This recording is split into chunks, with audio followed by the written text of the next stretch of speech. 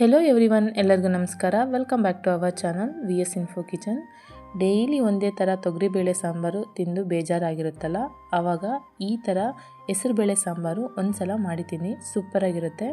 ಇನ್ಸ್ಟೆಂಟಾಗಿ ಕ್ವಿಕ್ಕಾಗಿ ಮಾಡ್ಕೋಬೋದು ಈ ರೆಸಿಪಿನ.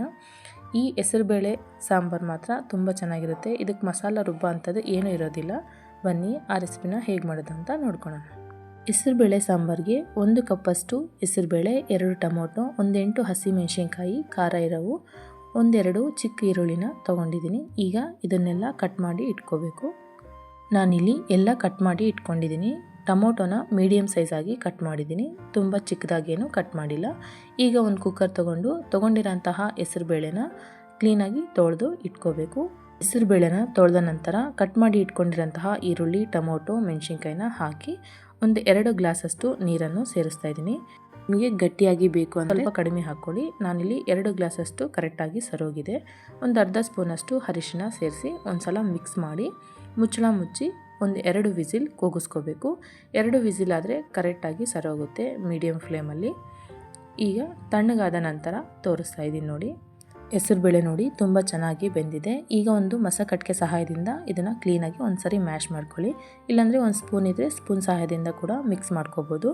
ಮ್ಯಾಶ್ ಮಾಡಿಕೊಂಡ ನಂತರ ಒಂದು ಸೈಡಲ್ಲಿ ಎತ್ತಿಟ್ಕೊಳ್ಳಿ. ನಂತರ ಇದಕ್ಕೆ ಒಂದು ನೆಲ್ಲಿಕಾಯಿ ಗಾತ್ರದಷ್ಟು ಹುಣಸೆ ಹಣ್ಣು ತೊಳೆದು ರಸ ತೆಗೆದು ಇಟ್ಕೊಂಡಿದ್ದೀನಿ. ಈಗ ಒಗ್ಗರಣೆ ಮಾಡ್ಕೊಳ್ಳೋಣ. ಸ್ಟವ್ ಆನ್ ಮಾಡಿಕೊಂಡು ಒಂದು ಪಾತ್ರೆ ಇಟ್ಕೊಳ್ಳಿ. ಒಂದು 3 ಸ್ಪೂನ್ ಆಗೋಷ್ಟು ಎಣ್ಣೆ ಹಾಕಿ, ಎಣ್ಣೆ ಕಾದ ನಂತರ 1 ಸ್ಪೂನ್ ಜೀರಿಗೆ, 1 ಸ್ಪೂನ್ ಸಾಸಿವೆ ಹಾಕ್ಕೊಳ್ಳಿ.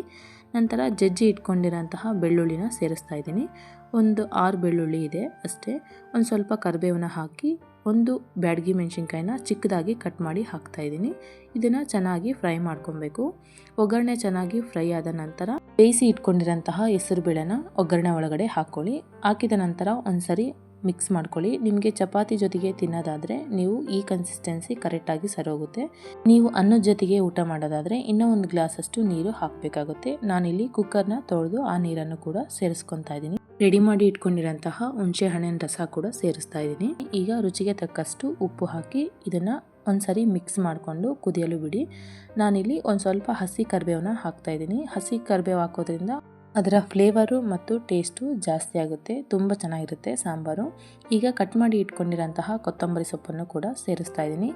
ಇದನ್ನು ಒಂದು ಸರಿ ಮಿಕ್ಸ್ ಮಾಡಿ ಒಂದು 2 ಮಿನಿಟ್ಸ್ ಕುದಿಸಿ ಸ್ಟವ್ ಆಫ್ ಮಾಡಿಕೊಂಡ್ರೆ ಸಾಕಾಗುತ್ತೆ. 2 ಮಿನಿಟ್ಸು ಕುದಿಸಿ ಸ್ಟವ್ ಆಫ್ ಮಾಡ್ಕೊಂಡು ನಂತರ ತೋರಿಸ್ತಾ ಇದ್ದೀನಿ ಸಾಂಬಾರು. ತುಂಬ ಚೆನ್ನಾಗಿದೆ ಸಾಂಬಾರು ಮಾತ್ರ ಟೇಸ್ಟು. ನೀವು ನಿಮ್ಮ ಮನೆಯಲ್ಲಿ ಒಮ್ಮೆ ಟ್ರೈ ಮಾಡಿ ನೋಡಿ, ಹೇಗೆ ಬಂತು ಅಂತ ನನಗೆ ಕಮೆಂಟ್ ಮೂಲಕ ತಿಳಿಸಿ. ನಾನು ಮಾಡುವಂತಹ ರೆಸಿಪೀಸ್ ನಿಮ್ಗೆ ಇಷ್ಟ ಆಗ್ತಿದ್ರೆ ಪ್ಲೀಸ್ ಒಂದು ಲೈಕ್ ಮಾಡಿ, ಶೇರ್ ಮಾಡಿ, ಕಮೆಂಟ್ ಮಾಡಿ. ತಪ್ಪದೆ ನನ್ನ ಚಾನಲ್ನ ಸಬ್ಸ್ಕ್ರೈಬ್ ಮಾಡಿ. Thank you for watching. Bye.